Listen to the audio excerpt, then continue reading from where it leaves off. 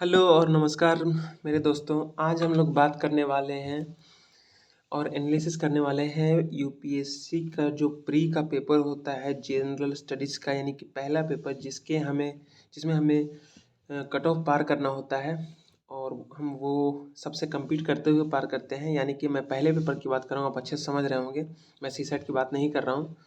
तो उसके क्वेश्चंस को हम समझेंगे कि आखिर किस तरीके से यूपीएससी जो है वो क्वेश्चन बनाती है और किस तरीके से हमें उन क्वेश्चंस को देखते हुए समझते हुए आज तक जिन्होंने जितने भी क्वेश्चंस यूपीएससी ने पूछे हैं इस एग्ज़ाम में उसको हम लोग देखेंगे और उससे ये निष्कर्ष निकालेंगे, उससे ये समझेंगे कि आखिर हम कैसे पढ़ें प्रीलिम्स के लिए।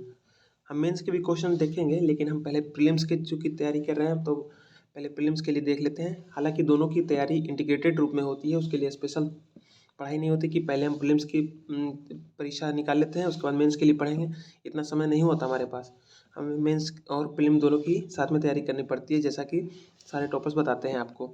तो चलिए हम लोग सबसे पहले जो इसमें हम कुछ बेसिक्स बातें बताने देना चाहता हूँ कि जो आईएएस का एग्ज़ाम होता है उसमें जो सबसे ज़्यादा ज़रूरी चीज़ है वो क्या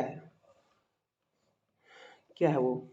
तो जितने भी टॉपर्स के मैंने वीडियोस देखे हैं और जितने भी जो मार्गदर्शक हैं और जो टीचर्स हैं और जो ब्यूरोक्रेट्स हैं, उन्होंने यही बात बोली है कि जो सबसे ज़रूरी चीज़ है जो आईएएस एग्ज़ाम को क्रैक करने में वो है आपकी समझ। और वो समझ कहाँ से आएगी? वो आपको यूपीएससी के सिलेबस से समझ में आएगी और यूपीएससी का जो मेंस और प्रीलिम्स का जो पेपर है उससे समझ में आएगी, और साथ साथ जो इंटरव्यू होते हैं उसको भी आपको साथ साथ देखते रहने से समझ में आएगी। तो अगर आप एक अच्छा तैयारी करना चाहते हैं तो आपको अपने डेली रूटीन में ये ज़रूर शामिल करना चाहिए कि आप डेली आईएएस के जो सिलेबस है प्रीलिम और मेंस दोनों, ऐसे प्रीलिम में कुछ खास दिया नहीं है लेकिन फिर भी उसमें कुछ टर्मिनोलॉजीज़ हैं जो हमें याद उसमें रखने में मदद करती हैं। जैसे कि पंचायती राज आपको ये प्रीलिम में मिल जाता है, सिटीजन चार्टर में मिल जाता है, जो मेंस में मिल जाता है, और बहुत सारी चीज़ें हैं जो कि दोनों में कुछ कुछ कॉमन भी हैं और अधिकांशतः तो आपको मेंस में ही डिटेल में मिलेंगी। तो इसको देखते हुए हमें अब प्रीलिम्स के जो पेपर्स होते हैं प्रीवियस ईयर क्वेश्चंस उसको हम लोग एनालिसिस करने वाले हैं। तो चलिए देखते हैं कैसे इन क्वेश्चंस को यूपीएससी फ्रेम करती है और कैसे हम लोग जो भी सोर्सेज से पढ़ रहे हो, चाहे वो स्टैटिक हो, चाहे वो करंट अफेयर के सोर्सेज हों, या फिर कोई गवर्नमेंट की रिपोर्ट हो, या फिर कहीं वेबसाइट से हम लोग पढ़ रहे हो, तो हम लोग कैसे उस क्वेश्चन को पढ़ें कि हम लोग जो यूपीएससी का जो क्वेश्चन आता है उसके हिसाब से पढ़ सके, उतनी ही जानकारी ले सके और प्रिसाइज जानकारी ले सके, ताकि हमें रिवाइज करने में भी आसानी हो, नोट्स बनाने में भी आसानी हो और हमारे दिमाग पे अननेसेसरी बोझ ना पड़े, हमारा टाइम वेस्ट ना हो। तो चलिए शुरू करते हैं। तो पहला जो क्वेश्चन है, हम लोग इंग्लिश वाले वर्जन को देख रहे हैं, तो हम लोग चलिए पहले देख लेते हैं। लिखा है कि rapid financing instrument and rapid credit facility are related to the provisions of lending by which one of the following. तो इसमें देखिए चार ऑप्शन दिए हुए हैं: Asian development bank, international monetary fund, United Nations environment programme finance initiative, और D में जो है वो है वर्ल्ड बैंक। तो कह रहा है कि दो टर्म जो है वो अक्सर आते रहते हैं न्यूज़ में, तो उसके जो लेंडिंग से टर्म रिलेटेड है ये, और ये किससे संबंधित है, किस इंस्टीट्यूशन से। तो अक्सर हम लोग देखते हैं जैसे मॉनेटरी पॉलिसी कमेटी भी एक टर्म होती है, या फिर कहीं पर एमओयू साइन करते हैं वो होती है, या फिर किसी कॉप की जो मीटिंग्स वगैरह होती हैं कॉन्फ्रेंस ऑफ पार्टी, जैसे कि पेरिस एग्रीमेंट की हो गई। तो इन सब के कुछ कुछ ऐसे टर्म्स होते हैं जो कि उस पर्टिकुलर एग्रीमेंट या फिर इवेंट से जुड़ी हुई होती हैं, जो कि बहुत ज़रूरी होती हैं, जैसे कि मॉन्ट्रियल प्रोटोकॉल, ये सब टर्मिनोलॉजीज हैं। तो यही पूछ रहा है कि आखिर ये टर्म जो है किस इंस्टीट्यूशन से संबंधित है। चार ऑप्शन दे दिए गए, हम लोग आंसर डिस्कस नहीं करने वाले हैं, वो हम लोग पढ़ लेंगे तो उसको अब हम लोग खुद से कर सकते हैं, लेकिन हम लोग यहाँ पर समझने के लिए किए हैं। तो जब भी आप पढ़ें तो उसमें अगर किसी एग्रीमेंट की बात आपकी न्यूज़पेपर में हो, या फिर वेबसाइट में पढ़ रहे हो, या फिर किसी करंट अफेयर मैगजीन को पढ़ रहे हो, या फिर स्टैटिक ही पढ़ रहे हो, तो वहाँ पर अगर आपको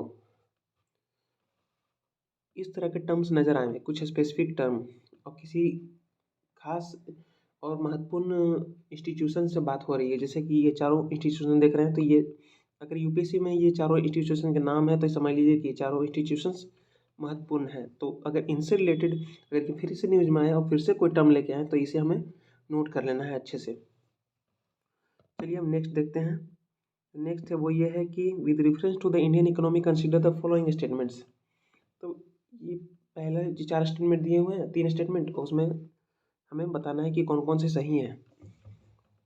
तो पहला जो है वो ये है कि an increase in nominal effective exchange rate, जिसको शॉर्ट में NER नीर बोला गया है, indicates the appreciation of rupee. दूसरा जो एक ऑप्शन है, an increase in the real effective exchange rate rear indicates an improvement in trade competitiveness. The third one is an increasing trend in domestic inflation relative to inflation in other countries is likely to cause an increasing divergence between near and rear. तो इसमें जो main जो जिस पे सवाल बनाया गया है यूपीएससी के द्वारा, वो देख रहे हैं कि एक्सचेंज रेट के नाम यहाँ पर दिए हुए हैं। 2 तरह के एक्सचेंज रेट हमें दिखाई दे रहे हैं, एक नॉर्मल इफेक्टिव एक्सचेंज रेट, दूसरा है रियल इफेक्टिव एक्सचेंज रेट। तो हमें इस बात को ध्यान में रखना है कि जब भी हम न्यूज़पेपर पढ़ें और उसमें अगर IMF की बात हो, चाहे वर्ल्ड बैंक की बात हो, चाहे हमारी खुद की RBI अगर न्यूज़ में है और उससे संबंधित, या फिर अगर मुद्रा में जो एक्सचेंज रेट होती है हमारी, INR की वैल्यू है ऊपर नीचे हो रही है, उससे संबंधित कुछ एक्सचेंज रेट की स्पेसिफिक टर्मिनोलॉजीज हैं, तो हमें उसको टर्मिनोलॉजी को अच्छे से उसको समझना है कि आखिर ये है क्या चीज़, इसका मतलब क्या हुआ। अब जैसे कि यहाँ पर सीधा सीधा लिखा हुआ कि अगर नीर में यानी कि नॉमिनल इफेक्टिव एक्सचेंज रेट में अगर इंक्रीज होता है तो क्या इससे रुपये में मतलब उसकी मांग में उसकी वैल्यू में उसकी वैल्यू में बढ़ोतरी होती है। ये है, तो ये इसका जवाब हम कब दे पाएंगे, जब हमको नीर पता होगा, नॉमिनल इफेक्टिव एक्सचेंज रेट पता होगा कि ये क्या चीज़ है और इसका असर कैसे पड़ता है। जब तक समझेंगे नहीं तब तक हम इस क्वेश्चन का आंसर नहीं दे पाएंगे। तो इससे हमें ये सीखने को मिलता है कि जब भी ऐसे कोई टर्मिनोलॉजी मिले तो उसको हम लोग अच्छे से समझें और उसके इफेक्ट को देखें कि क्या इफेक्ट डालता है ये। तो इसके बिना ये क्वेश्चन हल नहीं किया जा सकता।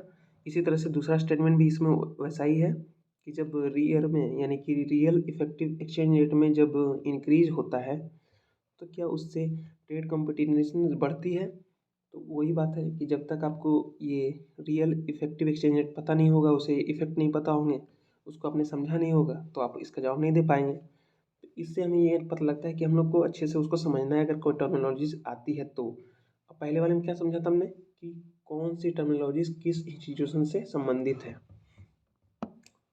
अब तीसरा स्टेटमेंट भी आप बिना समझे इसको नहीं दे सकते। चलिए तीसरा क्वेश्चन जो है हम लोग डिस्कस करते हैं, वो ये है कि with reference to the Indian economy consider the following statements. तो पहला जो इसमें स्टेटमेंट दिया हुआ है कि if the inflation is too high reserve bank of India is likely to buy government securities. क्या ये बात सही है कि अगर बहुत ज़्यादा महंगाई बढ़ जाए तो क्या RBI जो है वो गवर्नमेंट सिक्योरिटीज़ को खरीदेगा।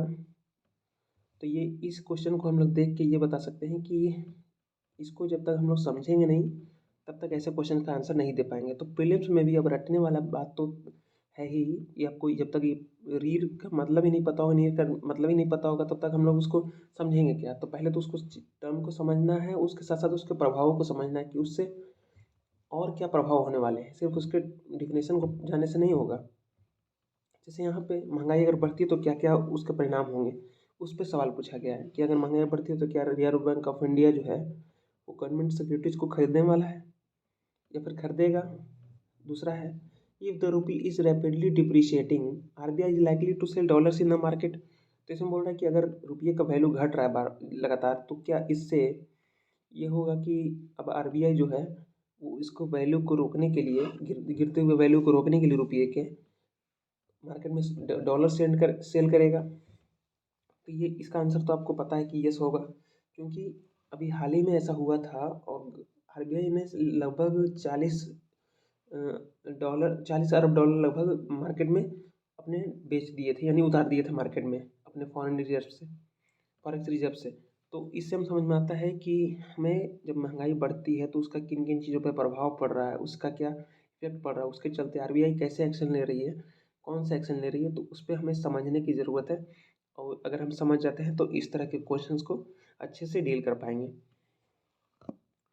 चौथा क्वेश्चन है, with reference to the G20 common framework consider the following statements.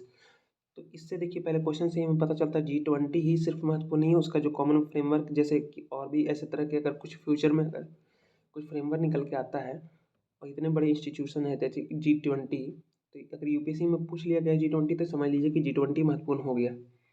Asian development पूछ चुका है, IMF पूछ चुका है, वर्ल्ड बैंक पूछ चुका है, यूनाइटेड नेशंस का भी एक रिलेटेड कोई इंस्टीट्यूशन था उसको भी पूछ चुका है। जैसे कि देखिए यहाँ पर United Nation environment programme finance initiative. तो ये सारी चीज़ यूपीएससी खुद बता रहा है कि हम इन जो ऑर्गेनाइजेशंस हैं उसको हम इम्पोर्टेंट मानते हैं, और इससे संबंधित अगर कोई टर्मिनोलॉजी है या फिर कोई फ्रेमवर्क है, कोई एग्रीमेंट है, कोई MOU है, कोई प्रोटोकॉल है, तो वो आपके लिए भी बहुत ज़रूरी है, उसको आप कवर कीजिए।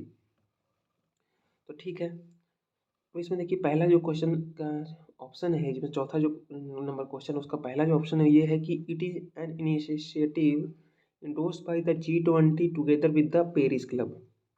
अब यहाँ पेरिस क्लब का ऑप्शन आ गया है, तो पेरिस क्लब अगर G20 से संबंधित है तो हमें ये जानना होगा कि पेरिस क्लब क्या है।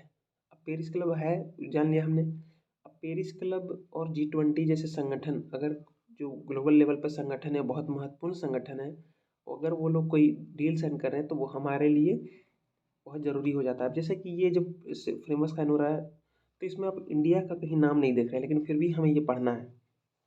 इसलिए पढ़ना है कि G20 का मेंबर खुद इंडिया है, और अगर ये जिस ऑर्गेनाइजेशन का मेंबर इंडिया है या फिर जिस ऑर्गेनाइजेशन में इंडिया ना हो फिर भी उसके इफेक्ट प्रभावित हो रहे हों, इंटरेस्ट प्रभावित हो रहे हैं, तो वो हमारे लिए इम्पोर्टेंट हो जाता है।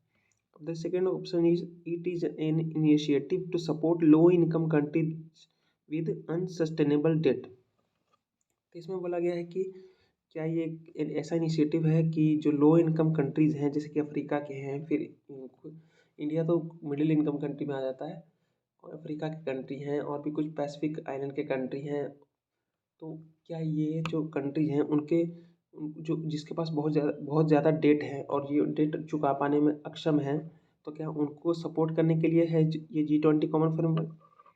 तो इस तरीके से हमें ये पता चलता है कि इन तरह की चीज़ों को आपको समझना है अच्छे से, और उसके अनुसार आगे जब आप फ्यूचर में हमें कुछ ऐसा मिलता है तो हम उसके अनुसार तैयारी करें। चलिए हम नेक्स्ट देख लेते हैं पांचवा क्वेश्चन।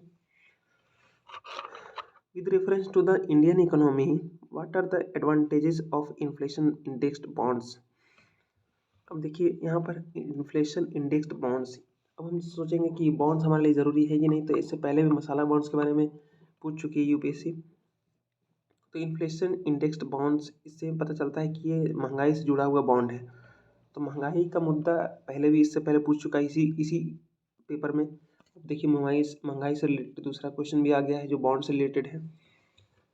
तो पहला है इसमें जो ऑप्शन दिया है वो ये है कि government can reduce the coupon rates on it's borrowing by way of IIBs। तो इसमें बोला गया है कि जो गवर्नमेंट है वो IIB के ज़रिए जो कूपन के रेट है उसमें ये कमी कर सकती है। तो क्या ये सही है?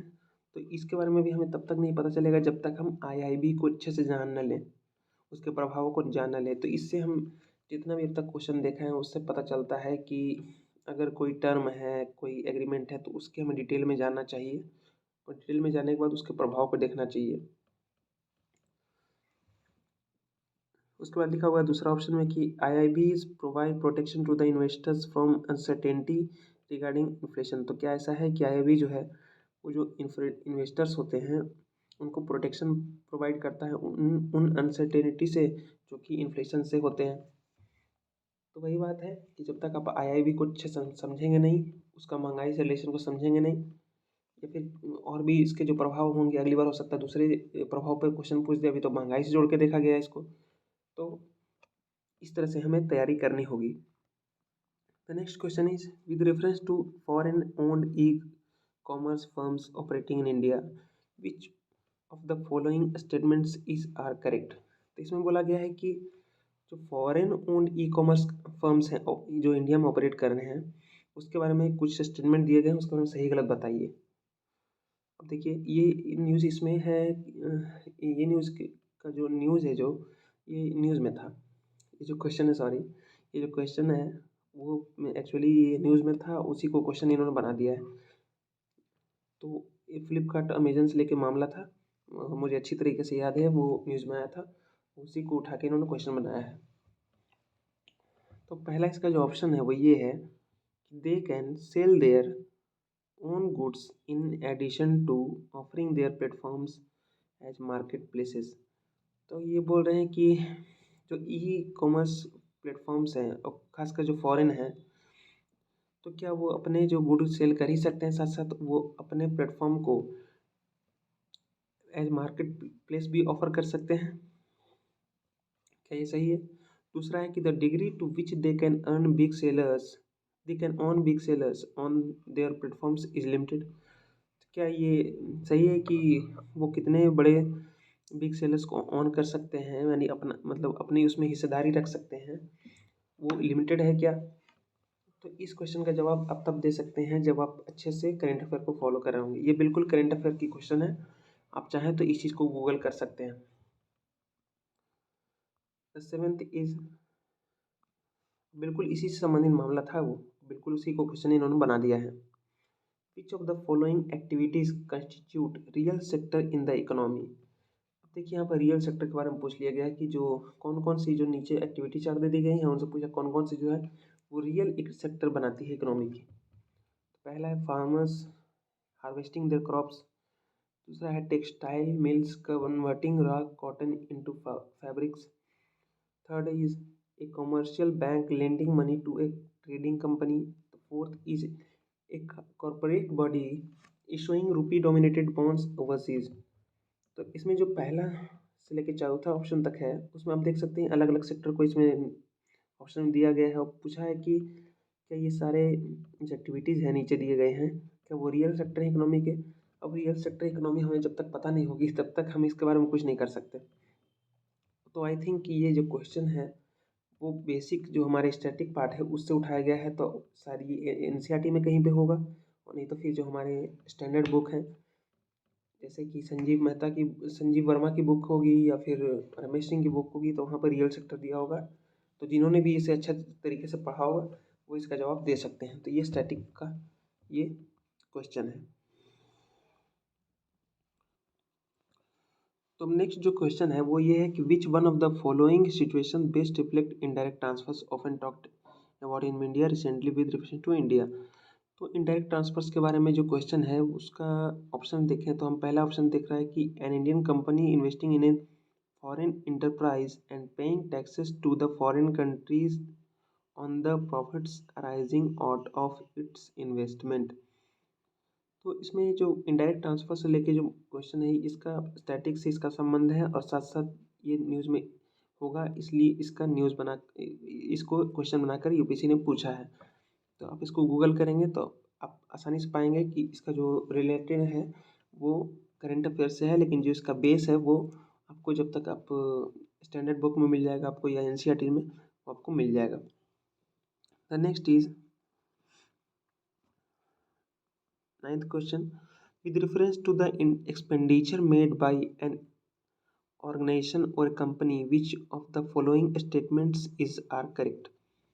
तो अगर कोई ऑर्गेनाइजेशन है या कंपनी है वो एक्सपेंडिचर करती है तो उससे संबंधित कुछ स्टेटमेंट दिए जा रहे हैं, उसको हमें करेक्ट कौन कौन है वो पता करना है।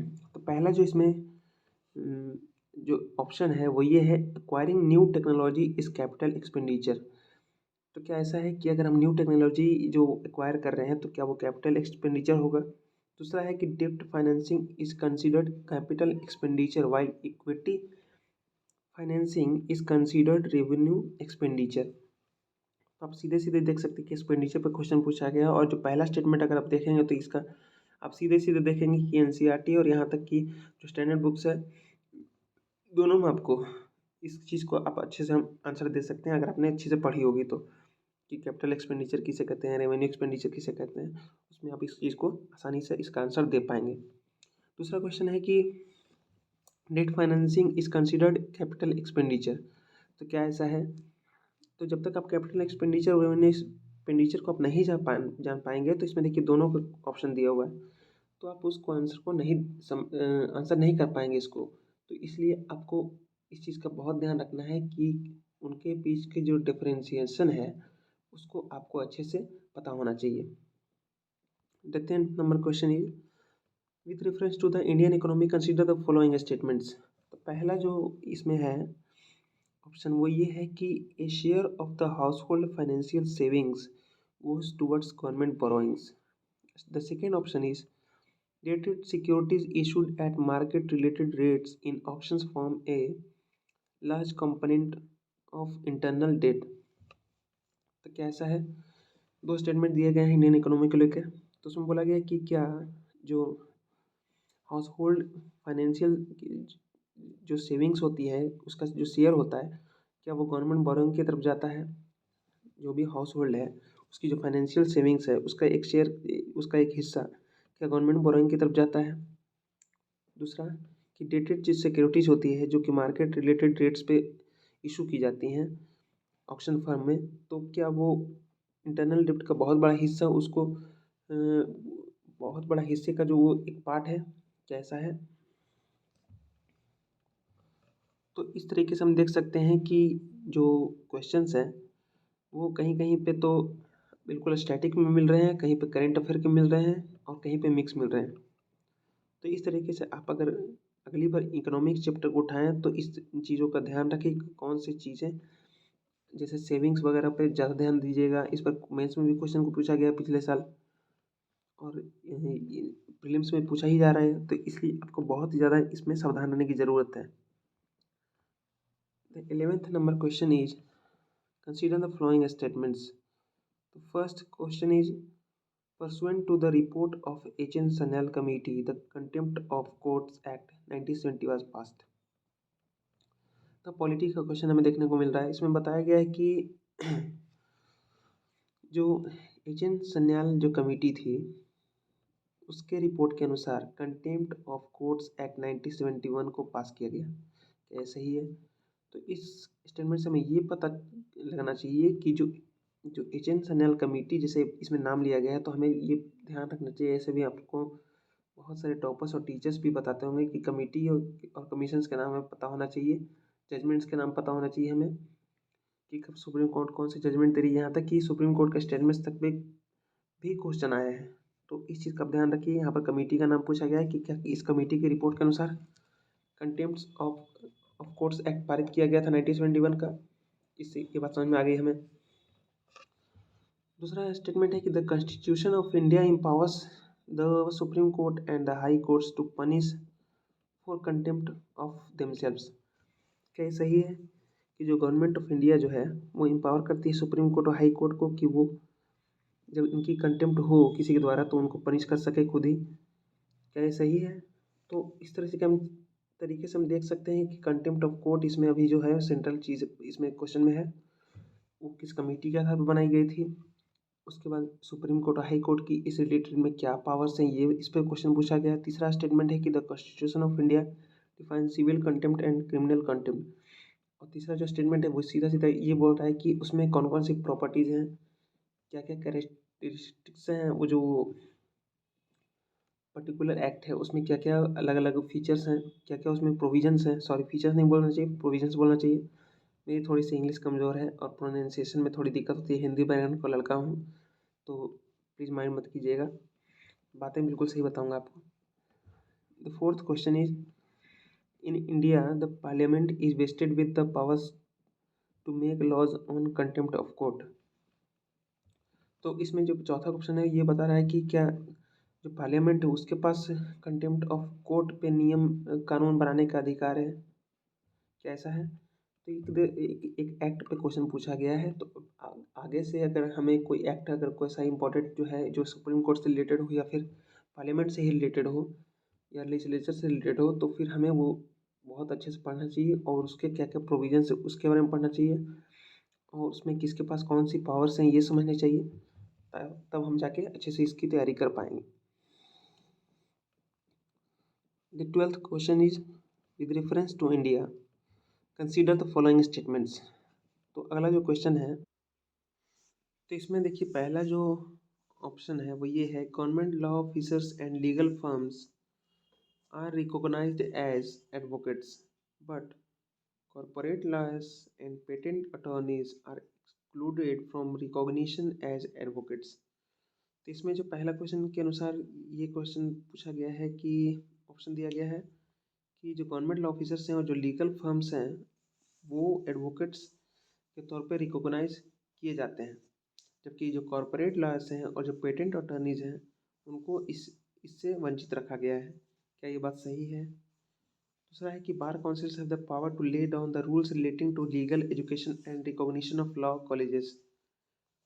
तो दूसरे ऑप्शन में के अनुसार कि बार काउंसिल के पास ये पावर है कि वो रूल बना सकती है, जो लॉ कॉलेजेस के रिकॉग्निशन कर सकती है और लॉ एजुकेशन लीगल एजुकेशन के रिगार्डिंग रूल बना सकती है। तो क्या ऐसा है?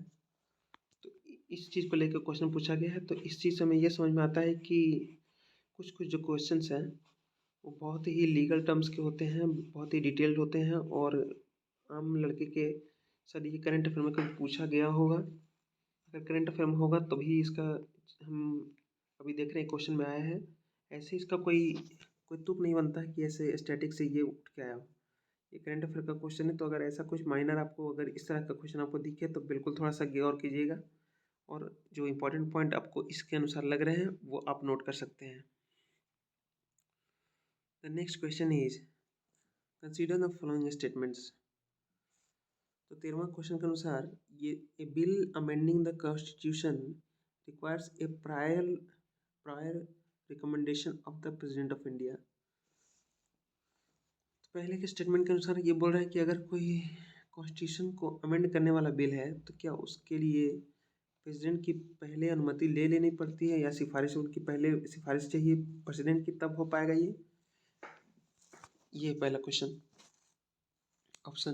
दूसरा ऑप्शन है कि क्या when a constitution amendment bill is presented to the president of India it is obligatory for the president of India to give his or her accent. तो लिखा गया है कि अगर कॉन्स्टिट्यूशन अमेंडमेंट बिल पार्लियामेंट से पास हो गया है, उसको प्रेसिडेंट ऑफ इंडिया के पास भेज दिया गया साइन करने के लिए, तो क्या ये प्रेसिडेंट ऑफ इंडिया के लिए ऑब्लिगेटरी है कि हम उसको जो बिल है कॉन्स्टिट्यूशन अमेंडमेंट बिल जो पास हो चुका है दोनों हाउसेज ऑफ पार्लियामेंट से, तो क्या उसको प्रेसिडेंट को बिल को एसेंट देना ही देना होगा?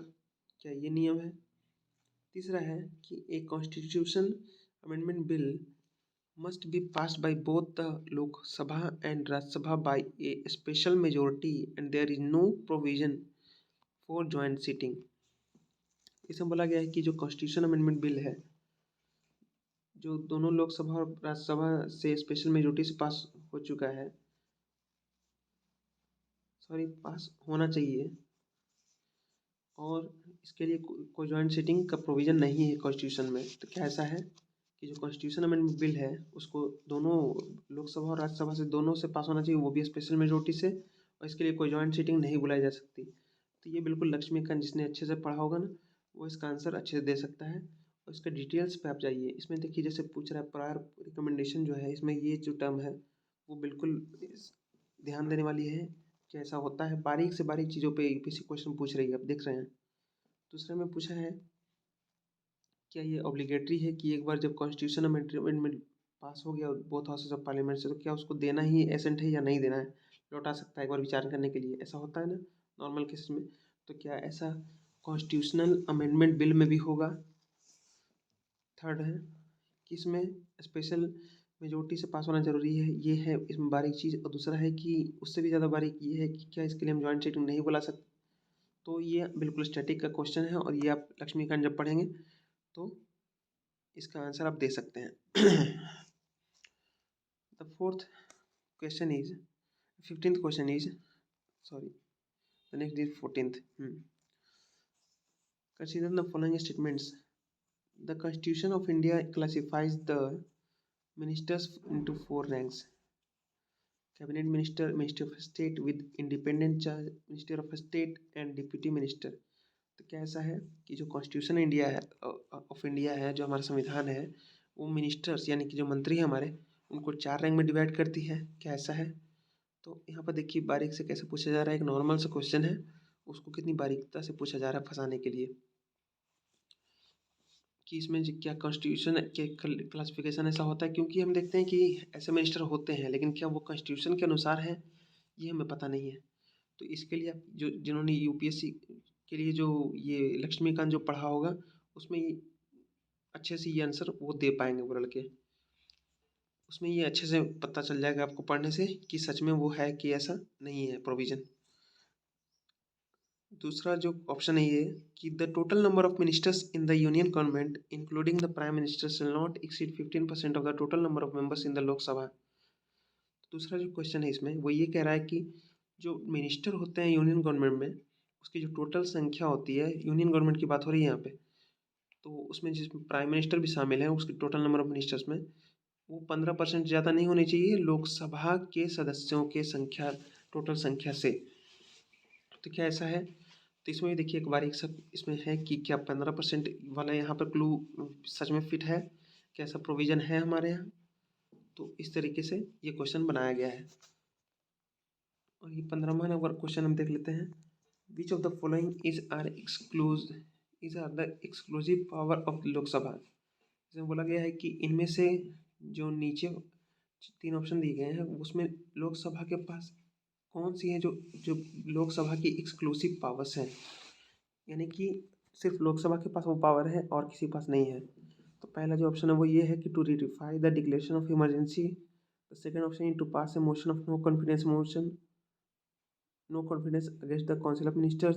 Third is to impeach the president of India. तो क्या ऐसा है? तो एक्सक्लूसिव पावर्स भी लक्ष्मीकांत में दी हुई है अच्छे से। तो 3 क्वेश्चन अगर जिन्होंने लक्ष्मीकांत अच्छे से पढ़ी होगी ये 3 क्वेश्चन का जवाब वो बिना किसी हिचकिचाहट के दे पाएगा अगर उसने अच्छे से पढ़ी होंगी तो, समझी हुई होंगी तो। 16th number question is with reference to anti defection law in India consider the following statements. तो एंटी डिफेक्शन लॉ को देखिए लेके क्वेश्चन पूछ दिया इसने बोला कि the law specifies that a nominated legislator cannot join any political party within 6 months of being appointed to the house। लिखा है कि कोई भी लेजिस्लेटर जो है नॉमिनेटेड की बात हो रही है यहाँ पे, वो कानून ये बोलता है कि कोई भी नॉमिनेटेड लेजिस्लेटर जो है वो कोई भी पॉलिटिकल पार्टी ज्वाइन नहीं कर सकता 6 महीने के अंदर में जब वो अपॉइंट हो चुका हो हाउस में। तो क्या ऐसा है? तो इसमें भी आप देख सकते हैं कि लक्ष्मीकांत की जो बुक है वो आपको काम दे देगी। इसमें खासकर ध्यान रखिएगा जो नॉमिनेटेड है वो इसमें बहुत बड़ा एक चीज़ है, क्योंकि अगर नॉमिनेटेड ना हो तो खेल बदलता भी है। दूसरा ऑप्शन जो है वो ये है कि the law does not provide any time frame within which the presiding officer has to decide a defection case.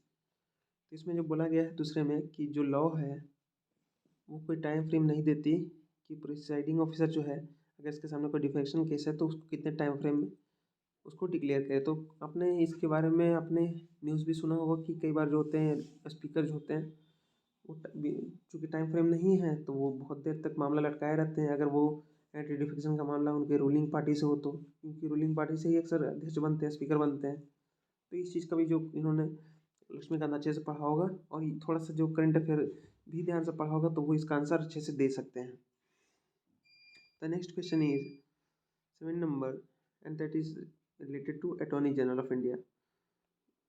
तो यहाँ पे बोल रहा है कि कंसिडर द फॉलोइंग स्टेटमेंट्स। तो पहला जो स्टेटमेंट है वो ये है कि attorney general of India and solicitor general of India are the only officers of the government who are allowed to participate in the meetings of the parliament of India. तो क्या ऐसा है कि जो अटॉर्नी जनरल ऑफ इंडिया है और जो solicitor general of India है वो भारत के ऐसे एकमात्र ऑफिसर्स हैं जिनको अलाउ किया गया है कि आप पार्लियामेंट की जो मीटिंग्स होती है उसमें पार्टिसिपेट कर सकते हैं। क्या ऐसा है? ये भी लक्ष्मीकांत की बात है। दूसरी, according to the constitution of India the attorney general of India submits his resignation when the government which appointed him resigns. तो इसमें जो बोला गया है साफ साफ ये कि जो कॉन्स्टिट्यूशन ऑफ इंडिया है तो उसमें उसके अनुसार, तो यहाँ पर देखिए एक चीज़ और ध्यान दीजिएगा कि according to the constitution of India, कभी कभी ऐसा होता है कि कॉन्स्टिट्यूशन ऑफ इंडिया नहीं होगा, कोई एक्ट का नाम दे देगा कि according to the this particular act, या फिर according to the Lok Sabha rules, according to the Rajya Sabha rules rule book.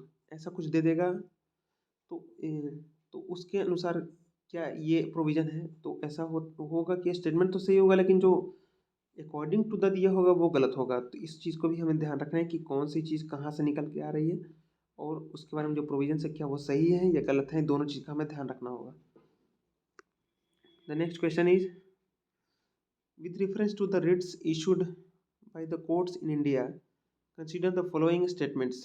तो इसमें जो बोला गया है रिट्स को लेकर क्वेश्चन बनाया गया है, इसमें बोला गया है कि जो mandamus will not lie against a private organisation unless it is interested with a public duty. तो पहला जो ऑप्शन है वो चूँकि रिट्स से रिलेटेड जो क्वेश्चन है कि कोर्ट्स जो है वो रिट्स जारी करती हैं, वो हम लोग जानते हैं।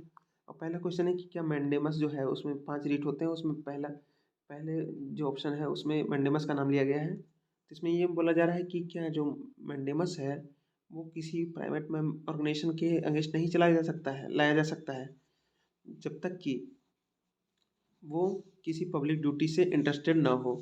यानी कि जब तक वो पब्लिक ड्यूटी ना कर रहा हो तब तक मैंडेमस को किसी प्राइवेट ऑर्गेनाइजेशन के खिलाफ नहीं लाया जा सकता। क्या ये सच है? तो ये चीज़ भी जो है वो लक्ष्मीकांत में अच्छे से दी हुई है। आप इसको अगर समझते तो फिर, और जिन्होंने समझा होगा वो अच्छे से आंसर इसका दे दिया होगा। Second is mandamus will not lie against a company even though it may be a government company. तो दूसरा स्टेटमेंट भी वही है, any public minded person can be a petitioner to move the court to obtain the writ of quo warranto. यहाँ पर quo warranto की entry हो गई है क्वेश्चन में। तो इन तीनों क्वेश्चन को देख के हमें यही लगता है कि जिन्होंने इन पांचों रिटों को अच्छे से समझा होगा कौन किस तरह से डिफरेंट है, कौन किस चीज़ में अप्लाई किया जा सकता है, क्योंकि कल आप भी बनेंगे तो आपको भी इन रिट्स को ध्यान से जानने की ज़रूरत होगी ताकि आप इन्फोर्स कैसे कर सके लॉज को। तो हमें ऐसे भी जानना चाहिए और परीक्षा के हिसाब से तो जानना ही है। तो जो जो भी स्टूडेंट लक्ष्मीकांत को अच्छे से फॉलो कर रहे होंगे उनको इसमें एडवांटेज मिलेगा। Sorry. The 19th question is with reference to Ayushman Bharat digital mission consider the following statements. तो आयुष्मान भारत डिजिटल मिशन पे क्वेश्चन पूछ लिया गया है सोशल सेक्टर पे। इसमें बोला गया है और डिजिटल इंडिया पे पूछ लिया गया, एक तरह से डिजिटल इंडिया का ही पार्ट है। तो बोला गया है कि प्राइवेट और जो पब्लिक हॉस्पिटल्स हैं मस्ट अडॉप्ट इट। तो जो आयुष्मान भारत डिजिटल मिशन है क्या उसमें प्राइवेट और पब्लिक जो हॉस्पिटल्स हैं हमारे यहाँ उन दोनों को मस्ट है कि वो दोनों अडॉप्ट करें ही इसको। दूसरा ऑप्शन जो है वो ये है as it aims to achieve universal health coverage every citizen of India should be part of it ultimately. तो इसमें क्या ये ऐसा लक्ष्य है कि इसमें चूंकि ये यूनिवर्सल हेल्थ कवरेज की बात करता है इसलिए इसमें भारत के हर नागरिक का होना शामिल होना जरूरी है। The third one is it has seamless portability across the country. तो क्या ऐसा है कि इसको भारत के किसी भी हिस्से में हम इस्तेमाल कर सकते हैं चाहे किसी भी राज्य के हो हम। इसका सीधा सीधा मतलब ये होता है इसका ये जो क्वेश्चन है वो आप देख सकते हैं कि बिल्कुल ये करंट अफेयर का क्वेश्चन है और इसके जो फीचर्स पे ये सवाल पूछा गया है। तो अगर कोई भी मिशन आप देखें या प्रोग्राम देखें तो उसके फीचर्स को देखें, उसके फीचर्स में जो टेक्निकल चीज़ है कुछ माइनर माइनर डिफरेंस वाली जो बातें हो सकती हैं उस पर ध्यान दें। जैसे यहाँ प्राइवेट और पब्लिक हॉस्पिटल की बात आ गई तो बिल्कुल इस चीज़ को आप लोग ध्यान दीजिएगा जब भी कोई एक्ट या फिर कोई मिशन या प्रोग्राम या फिर कोई योजना आप पढ़ें तो इस चीज़ का ध्यान रखिएगा। तो 20वां नंबर क्वेश्चन ये है वो है लोकसभा के डिप्यूटी स्पीकर से संबंधित। और इसमें जो ऑप्शन दिए गए हैं वो बिल्कुल लक्ष्मीकांत से जिन्होंने तैयारी की होगी उनकी ये क्वेश्चन अच्छे से आ जाएगा। अब मैं बार बार लक्ष्मीकांत बोल रहा हूँ तो इसका मतलब ये मत समझिएगा कि ये कोई प्रोमोटेड वीडियो है, ऐसा कुछ नहीं है। लेकिन ये क्वेश्चन मैं चूँकि लक्ष्मीकांत पढ़ चुका हूँ तो मुझे आंसर साफ साफ इसमें नज़र आते हैं कि वहीं से मिल जाएंगे। With reference to deputy speaker of Lok Sabha consider the following statements. तो पहला जो है कि as per the rules of procedure and conduct of business in Lok Sabha the election of deputy speaker shall be held on such date as the speaker may fix. तो यहाँ पर देखिए अभी जो मुझे एक्टिवली जो लोग सुन रहे होंगे थोड़ी बोलने में दिक्कत हो रही है, मेरी ज़बान थोड़ी लड़खड़ा रही है और चूँकि इंग्लिश है तो इस मामले में मुझे माफ़ करें। और मैं चूँकि पहले कभी ज़्यादा बोला नहीं हूँ इसलिए थोड़ी सी ऐसे प्रॉब्लम हो रही है, धीरे धीरे सुधर जाएगी। तो अगर कुछ देर पहले किसी ने मुझे सुना होगा अच्छे से, तो उनको अच्छे से पता होगा कि मैंने अभी बात की थी कि किस चीज़ से कोई पर्टिकुलर जो लॉ है वो निकल के आ रही है। जैसे कि कॉन्स्टिट्यूशन ऑफ इंडिया से आ रही है या लोकसभा रूल से आ रही है, राज्यसभा रूल से आ रही है। तो देखिए क्वेश्चन ही पूछ दिया गया है यहाँ पे बोला गया है कि as per the rules of procedure and conduct of business in Lok Sabha. तो बोला गया क्या इसके अनुसार है, कॉन्स्टिट्यूशन के अनुसार नहीं, राज्यसभा के अनुसार नहीं, बल्कि लोकसभा के रूल्स ऑफ प्रोसीजर और कंडक्ट ऑफ बिजनेस के अनुसार जो इलेक्शन ऑफ डिप्यूटी स्पीकर जो होती है, यानी डिप्यूटी स्पीकर की जो चुनाव होता है वो स्पीकर जिस डेट पे चाहे उस डेट पे होगा। और ऐसा जो है वो इस लोकसभा के जो नियम है उसमें लिखा हुआ है कि ऐसा है। तो ये चीज़ भी जो है वो बुक से आपको, पॉलिटी वाली बुक लक्ष्मीकांत है उससे आपको मिल जाएगी। तो इस चीज़ का ध्यान रखिएगा कौन सी चीज़ कहाँ से निकल के आ रही है, और जो माइनर डिफरेंस है उसको आप ध्यान दीजिए कि कौन सी चीज़ किसके पास पावर दी गई है। जैसे यहाँ पर स्पीकर की बात हो रही है और जो इलेक्शन की बात होती है, तो देखिए इलेक्शन ऑफ डिप्यूटी स्पीकर की बात आई है न्यूज़ में, पेपर में। तो इसका मतलब अगर डिप्यूटी स्पीकर की बात कहीं पर आ रही है न्यूज़ में, आप द हिंदू या फिर कोई भी न्यूज़पेपर, दैनिक जागरण या कुछ भी पढ़ रहे हो, तो उसमें अगर आप देखें कि डिप्यूटी स्पीकर की बात हो रही है तो आप ज़रा सतर्क हो जाएं कि क्या हो रहा है, क्या कर रहा है स्पीकर। और अगर डिबेट भी आप सुन रहे हो या फिर पार्लियामेंट की, तो आप उसमें देखें कि कौन कैसे फंक्शन कर रही है हाउस, कौन आदमी क्या डिसाइड कर रहा है। अगर कहीं पर पार्टी में एंटी डिफेक्शन हो रहा है तो उसमें कौन डिसीजन ले रहा है, क्या स्पीकर कुछ कर रहा है उसमें, क्या अपोजिशन की पार्टी उसमें कुछ कर रही है, या फिर जो लीडर ऑफ द हाउस है वो ऐसा कर रहा है, या फिर प्राइम मिनिस्टर कुछ कर रहा है, या फिर सुप्रीम कोर्ट उसमें कुछ कर रहा है। तो ये चीज़ हमें बिल्कुल वॉचफुल होकर देखनी चाहिए। The next is there is a mandatory provision that the election of a candidate as deputy speaker of Lok Sabha shall be from either the principal opposition party or the ruling party। तो क्या ऐसा mandatory provision है कि जो जो deputy speaker के जो पद पे जो लोकसभा में जो कैंडिडेट होगा वो या तो प्रिंसिपल जो ओपोजिशन पार्टी है उससे होगा या फिर रूलिंग पार्टी से होगा, क्या ऐसा है? तो इस बात को ध्यान में रखते हुए आप तैयारी करेंगे कि अगली बार कहीं किसी स्टेट में अगर चुनाव हो या फिर लोकसभा में ही चुनाव हो उपसभापति का, या फिर किसी मेजर फंक्शनरी का, प्रेसिडेंट का ही हो जाए या यूपीएससी का चेयरमैन का हो जाए, इलेक्शन कमीशन का हो जाए, मैं आपको हिंट दे रहा हूँ।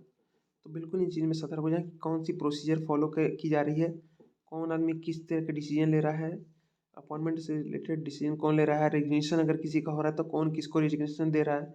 इन सब चीज़ों का बिल्कुल ध्यान रखें, कितनी उम्र में दे रहा है। इन सब चीज़ को अगर ध्यान में रखना आप शुरू कर देंगे तो शुरू में थोड़ी सी हैबिट बनाने में दिक्कत होगी, लेकिन आपको मज़ा भी आएगा और आने वाले समय में आपको पता भी नहीं चलेगा, आपका दिमाग इन चीज़ों को ऑटोमेटिक याद कर लेगा। वो खुद पेपर में जब आप पढ़ने जाइएगा तो वो इन चीज़ों को ढूंढेगा, खुद ब खुद ढूंढेगा, खुद आंसर लेके वो अपने पास सेव करेगा। हालांकि रिवीजन की ज़रूरत आपको पड़ेगी ही। The third question is the deputy speaker has the same power as the of the speaker when presiding over the sitting of the house and no appeal lies against his rulings। तो तीसरा जो question है कि जो deputy speaker की जो power होती है, यहाँ पावर से रिलेटेड देखिए क्वेश्चन आ गया है कि डिप्यूटी स्पीकर की जो पावर होती है वो स्पीकर के पावर के बराबर ही होती है। और ये पावर बराबर कब होती है? जब वो इस हाउस की सीटिंग में प्रिसाइड कर रहा होता है, यानी कि अध्यक्ष की तरह काम कर रहा होता है। तब अध्यक्ष नहीं है और उनकी जगह पर जो डिप्यूटी स्पीकर हैं वो प्रिसाइड कर रहे हैं ऑफिस को, और उसमें लिखा गया है कि नो अपील लाइज अगेंस्ट से हिज रूलिंग्स। और अगर उसने स्पीकर नहीं है और डिप्यूटी स्पीकर उसके चेयर पे काम कर रहे हैं उसके तौर पे, तो वो जो भी नियम, जो भी बात बोलेगा या फिर जो भी कुछ भी करेगा तो उस पर कोई अपील नहीं की जा सकती। ऐसा कोई नियम है क्या? ये क्वेश्चन पूछ लिया गया है। ऐसे ही चौथा जो क्वेश्चन है वो भी है कि the well established parliamentary practice regarding the appointment of deputy speaker is that the motion is moved by the speaker and duly seconded by the prime minister। तो ऐसा है क्या? देखिए यहाँ पर फिर से वही बात याद दिलाना चाहूँगी कि देखिए यहाँ पर लिखा है कि क्या ऐसा कोई वेल स्टैब्लिश पार्लियामेंट्री प्रैक्टिस है। देखिए ना रूल बुक की बात हो रही है, ना लोकसभा की रूल बुक, ना प्रोसीजर ऑफ द हाउस, ना फिर कॉन्स्टिट्यूशन, ना कोई एक्ट। यहाँ पर लिख दिया कि ऐसा पार्लियामेंट्री प्रैक्टिस है। मतलब इस चीज़ को बिल्कुल ध्यान रखिएगा कि कहाँ से इसका सोर्स क्या है। इस चीज़ को आप ध्यान रखिएगा तो अच्छा होगा आपके लिए। आपको अगले आने वाले जो क्वेश्चंस होंगे उसमें आप अच्छे से इस चीज़ को मार्क कर पाएंगे, क्योंकि ये क्वेश्चन आते ही रहेंगे इस टाइप के। तो इसमें बोला गया कि ऐसा ही कोई प्रैक्टिस है, पार्लियामेंट्री प्रैक्टिस है कि जो अपॉइंटमेंट ऑफ डिप्यूटी स्पीकर जो होता है वो है एक ऐसा मोशन पे होता है जिसको स्पीकर मूव करता है और उसको जो सेकेंडेड बाई होता है वो प्राइम मिनिस्टर होता है। यानी पहला जो समर्थन देता है वो स्पीकर देता है और दूसरा समर्थन जो है वो प्रधानमंत्री देता है। कैसा होता है पार्लियामेंट्री प्रैक्टिस के अनुसार, तो इस चीज़ को ध्यान में रखिएगा।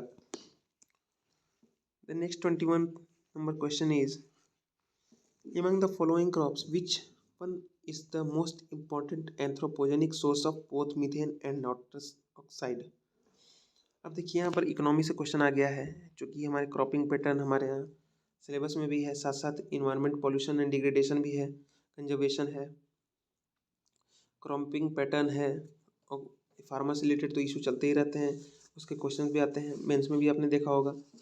तो उसके लिए क्वेश्चन बनाया गया है और इसमें पहला जो क्वेश्चन है इसमें इकोनॉमी का जो वो ये है, फार्मर से रिलेटेड जो ये है कि most important anthropogenic source of both methane and nitrous oxide. तो अब यहाँ पर क्रॉप के बारे में ये नहीं पूछा गया है कि आप कौन सी क्रॉप होती है कि कौन कितना एक्सपोर्ट होता है, कौन सी किस सीजन की क्रॉप है, ये नहीं पूछा जा रहा है। ये पूछ रहा है कि किस फसल से मीथेन और नाइट्रस ऑक्साइड दोनों उत्सर्जित होते हैं, किस फसल को उगाने से। तो इस तरीके से क्वेश्चन बनाए जा रहे हैं ताकि एक तरीके से दोनों क्वेश्चन को डील किया जा सके, एक इकोनॉमी का भी, एक जो इकोलॉजी और इन्वायरमेंट कंजर्वेशन का जो टॉपिक है वो दोनों से इस चीज़ को डील कर लिया जाए। ऐसे क्वेश्चन पूछे जा रहे हैं और ये अच्छी बात भी है। तो अगली बार से जब भी आप कोई क्रॉप देखें और उसके रिलेटेड अगर कुछ पढ़ने को मिले तो आप ध्यान दीजिए कि उस क्रॉप के उगाने से क्या फ़ायदे हैं, क्योंकि जो ये क्वेश्चन पूछने का जो मेन मकसद है वो ये है कि जो अगला साल है 2023 का, उसमें ये इंटरनेशनल ईयर्स ऑफ मिलेट मनाने की घोषणा यूएन ने की है और भारत तो पहले ही शायद 2018 या 19 में मना चुका है इस चीज़ को, नेशनल ईयर ऑफ मिलेट। तो अब चूँकि क्लाइमेट चेंज हो रहा है तो ऐसे ऐसे फसलों की के बारे में स्टडी की जा रही है कि इसका पर्टिकुलर प्रभाव क्या पड़ता है। जैसे कि चावल में बहुत ज़्यादा पानी लगता है, वहीं अगर बाजरा रागी वगैरह है तो इसमें कम पानी लगता है, साथ साथ ये ज़्यादा क्लाइमेट के रेजिलेंट भी हैं, साथ साथ ये न्यूट्रिशन वैल्यू भी इनकी ज़्यादा होती है, साथ साथ इनके जो है वो ये एनिमल के चारे के रूप में भी प्रयोग किया जाता है। बहुत सारे फ़ायदे हैं इसके, तो उसी चीज़ को लेके ये कंबाइन करके क्वेश्चन दिया गया है जो बहुत अच्छी बात है। The 22nd question is system of rice intensification of cultivation in which। जो 22वां नंबर क्वेश्चन है वो ये है कि सिस्टम ऑफ राइस इंटेंसिफिकेशन से रिलेटेड जो है वो कह रहा है क्या इससे जो है, मतलब हम लोग जब राइस इंटेंसिफिकेशन का मतलब समझिए पहले कि राइस इंटेंसिफिकेशन का मतलब ये हुआ कि हम बहुत ज़्यादा राइस की कल्टीवेशन कर रहे हैं उस एरिया, पर्टिकुलर एरिया में, वहाँ पे सबसे ज़्यादा राइस ही हो रही है और उसी की सबसे ज़्यादा हम लोग उत्पादन कर रहे हैं, तो वो होती है सिस्टम ऑफ राइस इंटेंसिफिकेशन। तो इसमें क्या बोल रहा है कि अगर उसमें अल्टरनेट वेटिंग और ड्राइंग ऑफ राइस कर दी जाती है तो उससे क्या क्या परिणाम होते हैं। तो आपने अक्सर देखा होगा कि राइस की जो फसल होती है उसमें पहले हम लोग लगाते हैं एक, जैसे छोटा सा, क्या बोलते हैं, मैं फार्मर नहीं हूँ तो मैं उसको अच्छे से डिस्क्राइब नहीं कर पाऊँगा, लेकिन आप अच्छे तरीके से जानते हैं कि राइस में वीड जैसा नहीं होता कि एक बार लगा दिया, उसमें कुछ अलग तरीके का प्रोसीजर अपनाया जाता है राइस में। तो उसी प्रोसीजर को लेके बात की जा रही है कि क्या उसमें सीड की कम रिक्वायरमेंट होती है, क्या उसको करने से मीथेन कम प्रोड्यूस होता है, क्या उसको करने से कम इलेक्ट्रिसिटी कंज्यूम होती है। तो ये क्वेश्चन दिया गया है, तो ये भी देख सकते हैं कि बिल्कुल कंजर्वेशन पे रिलेटेड है और हमारी इकोनॉमी से जोड़ के देखा गया है इसको। तो इस चीज़ तरीके से क्वेश्चन बनाए गए हैं। तो अगर आप लोग, और ये पक्का इन्होंने ये जो है वो एडिटोरियल वगैरह में कहीं पे ये दिया होगा या फिर कहीं पे रिपोर्ट छपी होगी ना, तो उसकी ये क्वेश्चन वहाँ से निकल के आ रहा है ये।